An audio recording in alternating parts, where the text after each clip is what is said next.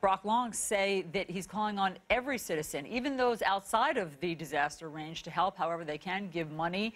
And those there, they need people's help. In boats, they need people to help their fellow citizens. I mean, that is remarkable. They've never dealt with anything like this before, and they have a lot of different factors. To me, what I think is most important right now is 1 in every 5 counties in Texas. Texas is a massive state, right? Second most populated state. It's got over 250 counties. 1 in every 5.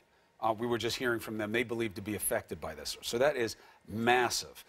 They also, very notable, no numbers on who has died, on what kind of injuries they have, and what does that tell you? That tells you that this is a very fluid situation. It's developing. There's a lot unknown. There are a lot of places they haven't been able to get yet. The evacuation orders and the issues, you're going to hear about that for weeks. Right now, you have to focus on these rescues. Water has to be boiled in most of the areas. What does that tell us?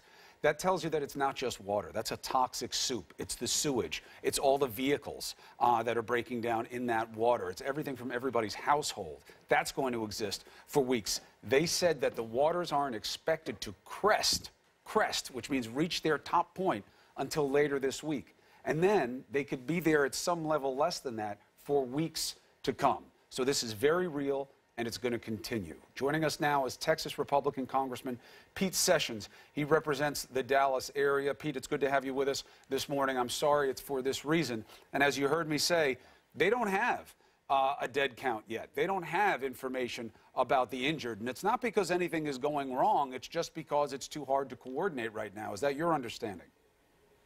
Chris, I think you're right. Let me go back a little bit of history as I watch this. When we had Katrina years ago, Dallas offered itself up, and we had tens of thousands of people. I would like to say in watching this that there are a couple things as a result of my Boy Scout background.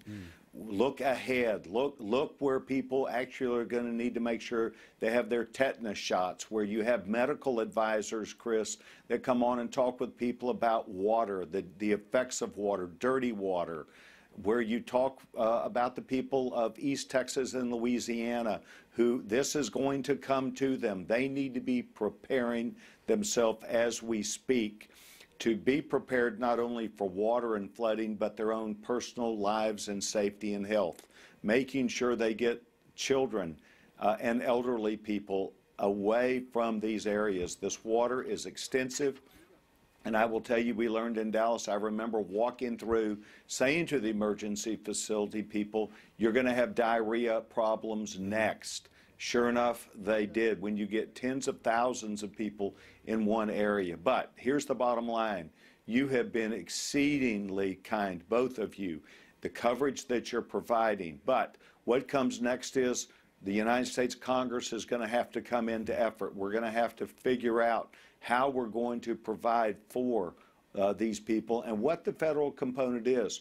We need to make sure that, that the administration, as well as the United States Senate, finishes off the confirmation of every single federal official that could possibly relate to this. The president is going to need his full team now, starting as quickly as possible. So there are things in looking ahead that I can see, that you can see as a rather established career guy at CNN who sees what the needs of this region and of Texas and the nation are going to be. Those are the things I'd love to see you start talking about. Medical, what lies ahead for Louisiana, and how we're going to be prepared in the government, the federal government, to provide the full coverage that will be necessary. Well, and also, other than that, you know, I will tell you what you've done today is amazing. Oh, Congressman, this is the easy part of the job. I wish I were down there, especially with the need for people to get out with boats.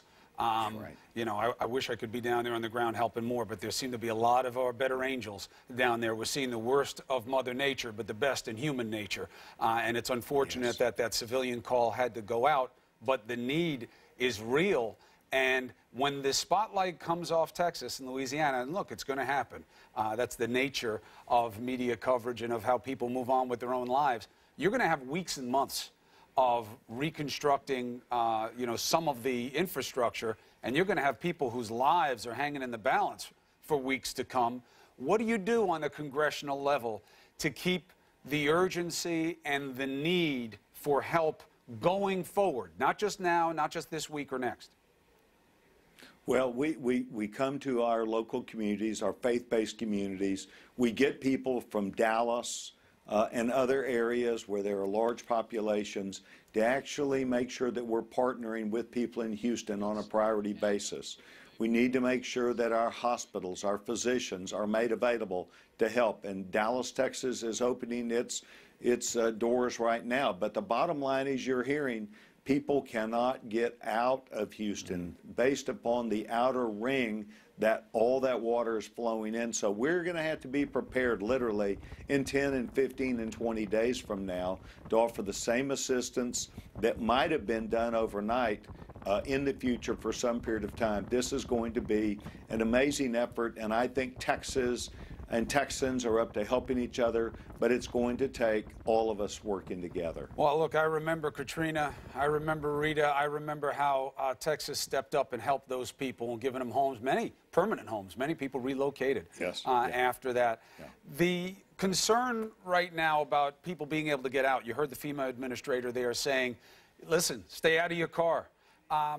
This is a tricky situation. Yes, there's going to be talk about whether or not there should have been a different evacuation order, but what do you do right now? I mean, you have, sure, 2.5, 3 million people in that Houston proper, but you got about 6.5 million in the entire catchment area that you're talking about.